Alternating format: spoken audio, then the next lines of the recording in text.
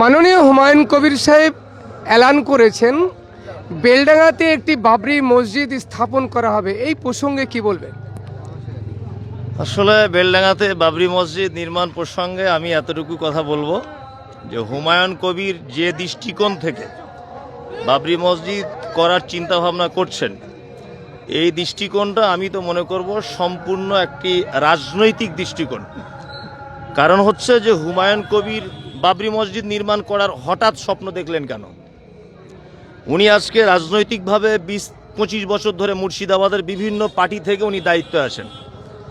এখন আমার প্রশ্ন হচ্ছে হুমায়ুন কবির সাহেবের কাছে যে উনি এই 20-25 বছর বিভিন্ন রাজনৈতিক দলের একনিষ্ঠ কর্মী হওয়া সত্ত্বেও মুর্শিদাবাদে মুসলিম জাতির জন্য তিনি ইতিপূর্বে কি করেছেন তার একটা লিস্ট উনি পেশ করুন। আর আজকে হঠাৎ করে কেন বাবরি মসজিদ করার চিন্তা ভাবনা? নিশ্চয়ই এতে কোনো রাজনৈতিক গন্ধ লুকিয়ে আছে। আর সবথেকে বড় কথা হচ্ছে যে উনি হচ্ছেন ভরতপুরের একজন দায়িত্বশীল মানুষ। উনি বেলডাঙ্গাতে আসছেন বাবরি মসজিদ করতে, কারণ কি? উনি তো বেলডাঙ্গার মানুষ নন, তা বেলডাঙ্গাতে উনি কেন বাবরি মসজিদ করতে আসছেন? তার মানে উনি খুব ভালো করে জানেন যে বেলডাঙ্গাতে একটা হিন্দু মুসলিম এমনিতে একটা গরম গরম ভাব আছে, এই জায়গাটা রাজনীতি করতে খুব ভালো সুবিধা হবে। আর সবথেকে বড় কথা হচ্ছে এই যে 125 কোটি টাকা উনি বলছেন বা 130 কোটি টাকার বাজেট ওনার বাবরি মসজিদের জন্য।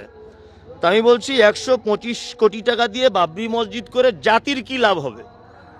বেলডাঙ্গায় আশেপাশে গ্রাম কাজী সাহা বলুন, বেলডাঙ্গা বেগুনবাড়ি বলুন, মির্জাপুর বলুন, কাপাসডাঙ্গা বলুন, এই সমস্ত গ্রামের অজস্র শারীরিক অসুস্থতায় যে সমস্ত মানুষরা ভোগেন, অর্থাৎ রুগী, সেই সমস্ত রুগীরা বেলডাঙ্গাতে উন্নত মানের কোনো চিকিৎসার ব্যবস্থা পায় না। গেলেই সঙ্গে সঙ্গে এফআইআর করছে কোথায়? বহরমপুর না কলকাতা। তা বেলডাঙ্গা থেকে কলকাতা একটা পেশেন্ট পৌঁছাতে পৌঁছাতে মারা যেতে পারে। তার জন্য বেলডাঙ্গাতে একটা উন্নত মানের হসপিটাল তৈরি করা হোক, একটা শিক্ষা প্রতিষ্ঠান তৈরি করা হোক।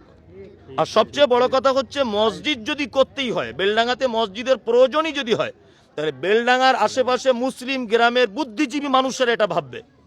উনি এত উঠে পড়ে লেগেছেন কারণ বাবরি মসজিদ করতে হবে। মসজিদ অবশ্যই উনি করতে পারেন, ওনার মসজিদ করার রাইট আছে, কিন্তু সেই মসজিদের নাম বাবরি মসজিদ হবে কেন? সেই মসজিদের শিলান্যাস 6 ডিসেম্বর হবে কেন? কারণ একটা বিতর্কের ইস্যু রয়েছে এখানে। যেখানে শুনুন, বাবরি মসজিদ একটাই, হুমায়ুন সাহেব যতই বাবরি মসজিদ করেন, ও বাবরি মসজিদ আমাদের অন্তরে লাগবে না। আমাদের যেটা ঐতিহ্যবাহী 500 বছরের ঐতিহ্য বাবরি মসজিদ, সেটা আমাদের অন্তরে আছে, এ নিয়ে কোনো সমস্যা নেই।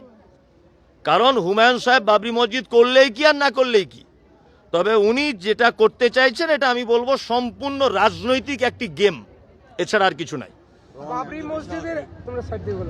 বাবরি মসজিদের পাশাপাশি উনি একটি পার্ক করতে চাইছেন, একটি হসপিটাল করতে চাইছেন এবং একটি ভালো স্কুলও করতে চাইছেন। আচ্ছা, এবার একটা কথা বলি, উনি মসজিদের পাশাপাশি হসপিটাল করবেন, স্কুল করবেন, একটা পার্ক তৈরি করবেন। আমি মনে করব প্রথমে হসপিটালটা হোক, তারপর স্কুলটা হোক। সেখানে অজস্র মানুষ আসবে, তার ছাত্র পড়বে, গার্জেনরা আসবে, চিকিৎসার জন্য বিভিন্ন জায়গা থেকে লোক আসবে, তাদের নামাজ পড়ার প্রয়োজনে তখন মসজিদটা করুক। এখন নামাজ পড়ার প্রয়োজনে তো মসজিদের দরকার নেই। আমার বক্তব্য হচ্ছে উনি বলছেন আমি স্কুল করব, উনি বলছেন যে আমি ওখানে চিকিৎসার ব্যবস্থা করব। তো ওখানে বড় যদি একটা হসপিটাল করে, চিকিৎসার জন্য সারা বাংলা থেকে লোক আসবে, একটা লোক সমাগম হবে। স্কুল করলে ছাত্ররা থাকবে, তার গার্জেনরা আসবে বা ছাত্রদের প্রয়োজন, তখন একটা মসজিদ করা যেতে পারে। প্রথমে এইগুলো হোক, তারপর মসজিদের কথা ভাবুক। 6 ডিসেম্বর এলাকার মানুষকে কি বার্তা দেবেন? 6 ডিসেম্বর আমি এতটুকু আমার পক্ষ থেকে বলবো যে দেখুন, রাজনৈতিক গেম আপনারা কেউ দেখতে যেতে পারেন, তবে যে এইটার ব্যাপারে উৎসাহ দেবেন যে বাবরি মসজিদ আমাদের হোক, আমি তো বলবো এটা বুদ্ধিমানদের পরিচয় হবে না। এমনি হুমায়ুন কবির সাহেবকে দেখতে যাবেন আলাদা বিষয়, এমনি যে ওই মসজিদের জন্য উদ্বুদ্ধ করতে হবে এটা নয়। আমি বলছি আমাদের বাবরি মসজিদ ভেঙে দেওয়া হয়েছে, আমরা পুনরায় হুমায়ুন কবির সাহেব প্রস্তাব দিচ্ছেন বেলডাঙ্গাতে বাবরি মসজিদ করব। আজকে একজন বিজেপির নেতা বহরমপুরে রাম মন্দিরের প্রস্তাব দিয়েছেন, ভালো করে বুঝবেন। তাহলে বহরমপুর থেকে বেলডাঙ্গার ডিস্টেন্স খুবই নিকট, 18 কিলোমিটার ডিস্টেন্স। তা আমি বলছি যে এই ডিস্টেন্সে যদি রাম মন্দির হয়, আবার যদি বাবরি মসজিদ হয়, তো ফের আবার আমরা ঝামেলাকে নিয়ে চলে এলাম। যেটা ছিল ফয়সালাবাদে বাবরি মসজিদের ঝামেলা, সেটা আবার বেলডাঙ্গাতে হবে। এর ফল আমার ছেলেরা ভোগ করবে। আর আপনারা জানেন যে কিছুদিন আগে বেলডাঙ্গাতে একটা সাম্প্রদায়িক দাঙ্গা হয়েছিল, তখন হুমায়ুন সাহেব কোথায় ছিলেন? কখন ছিলেন তিনি? বেলডাঙ্গাতে এখনো পর্যন্ত রেল লাইন ওভারব্রিজটা হলো না। হ্যাঁ, এর জন্য ওনার কি দাবি ছিল? বেলডাঙ্গাতে অজস্র শ্রমিকরা তারা বাইরে কাজে যাচ্ছে। উনি রাজনৈতিক দায়িত্ব থাকার পরে বহরমপুরে বেলডাঙ্গাতে কটা শ্রমিকদের কর্মসংস্থান করেছেন? এগুলাকে দেখা হ্যাঁ, বরং এখানে বাবরি মসজিদ হওয়া মানে আমাদের মুর্শিদাবাদের যে সমস্ত গরিব মানুষেরা বাইরে ঘাটে শ্রমের কাজে যাচ্ছে বা শ্রমিক হিসাবে যাচ্ছে, তারা সেখানে মুর্শিদাবাদ নাম শুনলেই মার খাবে। হচ্ছে না? হচ্ছে।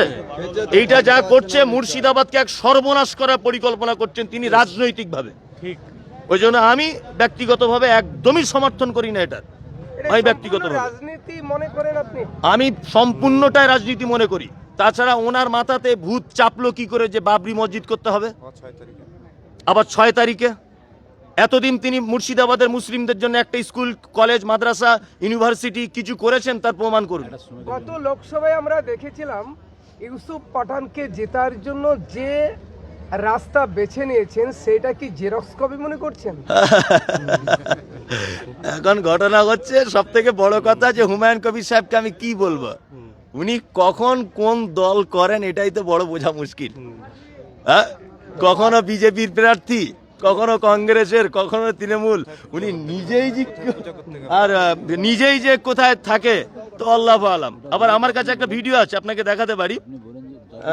দেখাতে পারি যে আজ থেকে কিছুদিন আগে হুমায়ুন কবির সাহেব কোন এক জায়গায় পুজো দিচ্ছেন, একজন মহিলা আগুন নিয়ে ওনাকে পুজো করছেন, তার ভিডিও আমার কাছে আছে।